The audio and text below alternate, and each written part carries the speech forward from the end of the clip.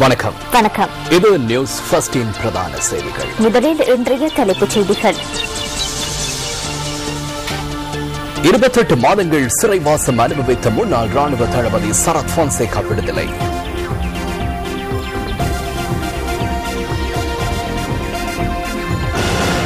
சரத் பொன்சேகாவினால் தாக்கல் செய்யப்பட்டுள்ள மேல்முறையீட்டினை வாபஸ் பெறுவதற்கு உயர் நீதிமன்றத்தின் அனுமதி. இலங்கையின் துரித அபிவிருத்திக்கு நிபந்தனைகளற்ற ஒத்துழைப்புகளை வழங்குவதாக கட்டார் தலைவர்கள் தெரிவிப்பு. கொழும்பு பங்கு பரிவர்த்தனை நிலையத்தின் நடவடிக்கைகளில் என்றும் வீழ்ச்சி. முன்னாள் இந்திய பிரதமர் ராஜீவ் காந்தி படுகொலை செய்யப்பட்டு இன்றுடன் 21 வருடங்கள் பூர்த்தி.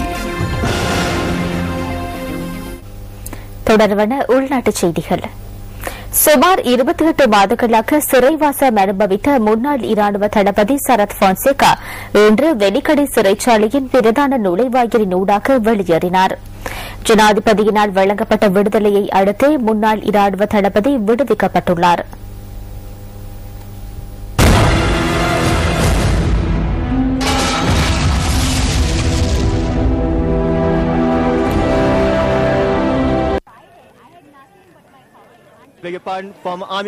வெலிக்கடை சிறைச்சாலையில் இருந்து வெளியேறிய முன்னாள் ராணுவ தளபதி சரத் பொன்சேகாவை வரவேற்பதற்காக பெருந்திரளான மக்கள் அங்கு ஒன்று கூடியிருந்தனர். இன்று மாலை 4:49 மணியளவில் அவர் சிறைச்சாலையில் இருந்து வெளியேறினார்.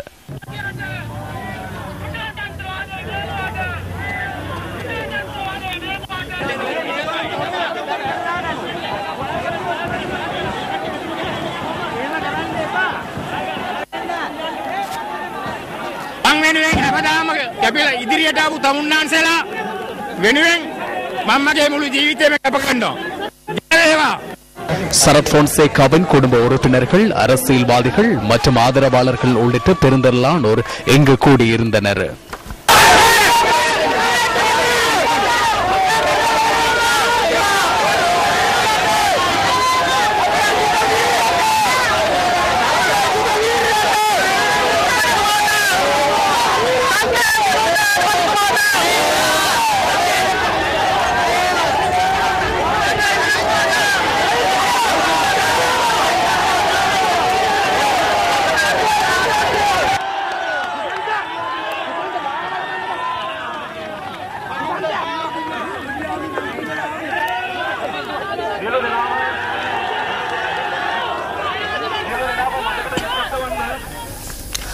வெலிக்கடை சிறைச்சாலையில் இருந்து வெளியேறிய முன்னாள் ராணுவ தளபதி சரத் பொன்சேகா அங்கு ஒன்று கூடியிருந்தவர்களுக்கு மத்தியில் உரையாற்றினார்.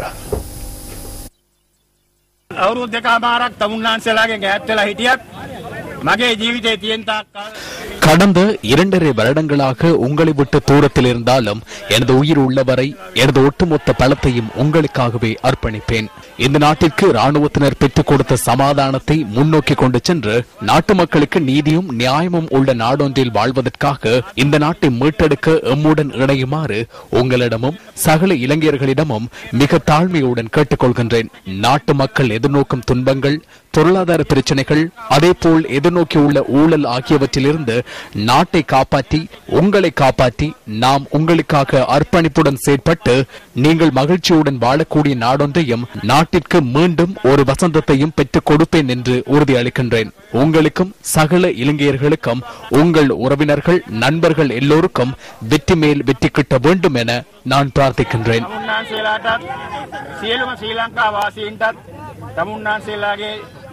යහළු යෙහෙලි දරු පවුල් ඥාති හිතාදීන් සියලු දෙනාටත් ජයෙන් ජයම සිදු වේවා කියලා මම ප්‍රාර්ථනා කරනවා. ජය වේවා.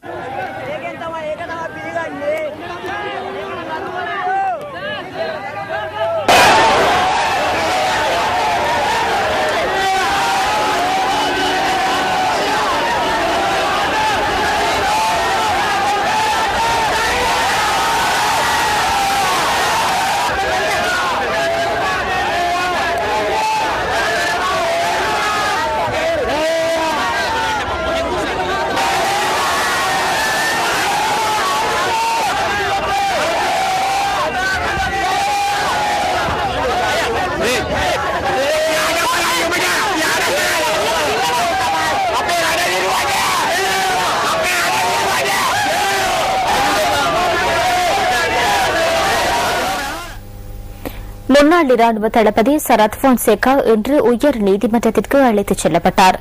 அவர் சிகிச்சை பெற்று வந்த தனியார் வைத்தியசாலையில் இருந்து நீதிமன்ற நடவடிக்கைகளுக்காக உயர் நீதிமன்றத்திற்கு அழைத்துச் செல்லப்பட்டார்.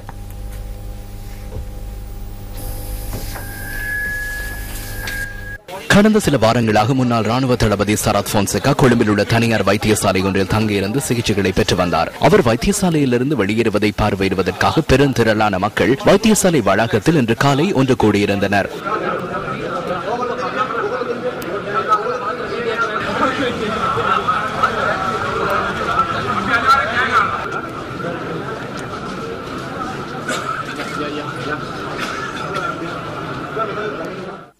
குடும்ப உறுப்பினர்கள், பொதுமக்கள், அரசியல்வாதிகள் உள்ளிட்ட பலரும் அங்கு ஒன்று கூடியிருந்தனர்.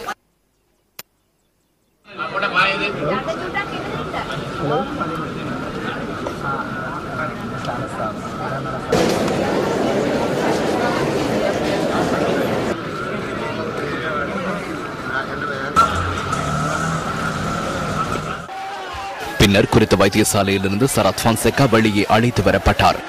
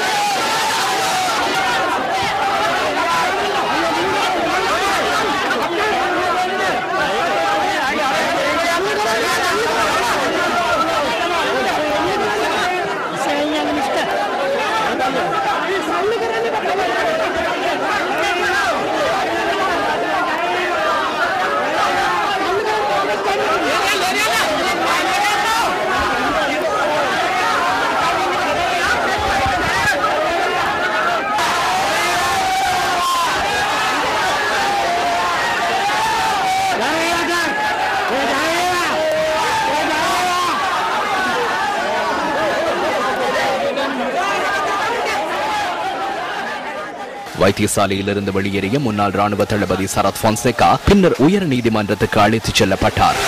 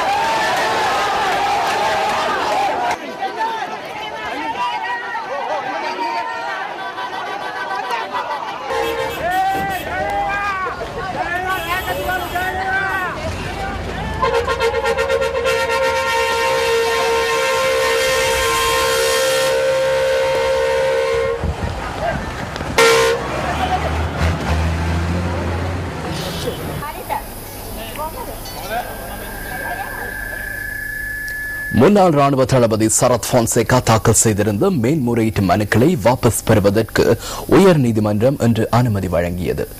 2 நீதிமன்றங்களினால் ஏற்கனவே வழங்கப்பட்ட தீர்ப்புகளை ஆட்சேபித்து முன்னாள் ராணுவ தளபதி அந்த மேன்முறையீடுகளை செய்திருந்தார். கொழும்பில் உள்ள தனியார் வைத்தியசாலை ஒன்றில் சிகிச்சை பெற்று வந்த முன்னாள் ராணுவ தளபதி சரத் போன்சேகா சிகிச்சைகளின் பின்னர் இன்று பகல் வைத்தியசாலையிலிருந்து வெளியேறியதை தொடர்ந்து சிறைச்சாலை அதிகாரிகளின் பாதுகாப்பின் மத்தியில் உயர் நீதிமன்றத்துக்கு அழைத்துச் செல்லப்பட்டார். இதன்போது சரத் போன்சேகாவிற்கு ஆதரவு வழங்கும் நோக்கில் உயர் நீதிமன்ற வளாகத்தில் பெருந்திரளான மக்கள் குழுமியிருந்தனர்.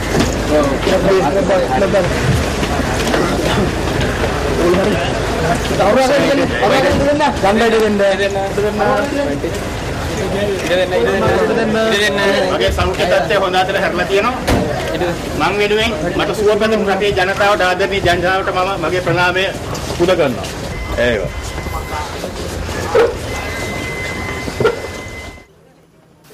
அரசியலமைப்பின் 34வது சரத்துக்கமைய சரத் பொன்சேகாவை ஜனாதிபதி விடுதலை செய்துள்ளதால் உயர்நீதிமன்றத்தில் அவர் தாக்கல் செய்துள்ள மேன்முறையீடுகளை மீளப் பெறுவதற்கான அனுமதியை அளிக்குமாறு சரத் பொன்சேகா சார்பில் ஆஜரான ஜனாதிபதி சட்டத்தரணி ரமேஷ் டி சில்வா நீதிமன்றத்தில் வேண்டுகோள் விடுத்தார். இதற்கமைய தாம் ஆட்சேபனை தெரிவிக்கவில்லை என இதன் பொது சட்டமாதிபர் சார்பில் ஆஜரான சொலிசிட்டர் ஜெனரல் பாலித பெர்னாண்டோ கூறினார். அத்துடன் மேன்முறையீடுகளை மீளப் பெறுவதனை ஆட்சேபிக்கவில்லை என பிரதி சொலிசிட்டர் ஜெனரல் பிம்பா திலகரத்னமும் குறிப்பிட்டார். இந்த மேன்முறையீடுகளை மீளப் பெறுவது தொடர்பாக அந்த சந்தர்ப்பத்தில் நீதி அமைச்சின் செயலாளருக்கு தொலைபேசியூடாக அறிவிக்குமாறு பிரதம நீதியரசர் கலாநிதி ஷிராணி பண்டார் நாயக்க தனிப்பட்ட ரீதியில் சொலிசிட்டர் ஜெனரல் பாலித பெர்னாண்டோவுக்கு தெரிவித்தார். சொலிசிட்டர் ஜெனரல் அதனை ஏற்றுக்கொண்டதுடன் இந்த மேன்முறையீடுகளை மீளப் பெறுவதற்கு தேவையான வசதிகளை ஏற்படுத்துவதற்கு நீதிமன்றம் உடனடி நடவடிக்கை எடுத்ததாக பிரதம நீதியரசர் குறிப்பிட்டார்.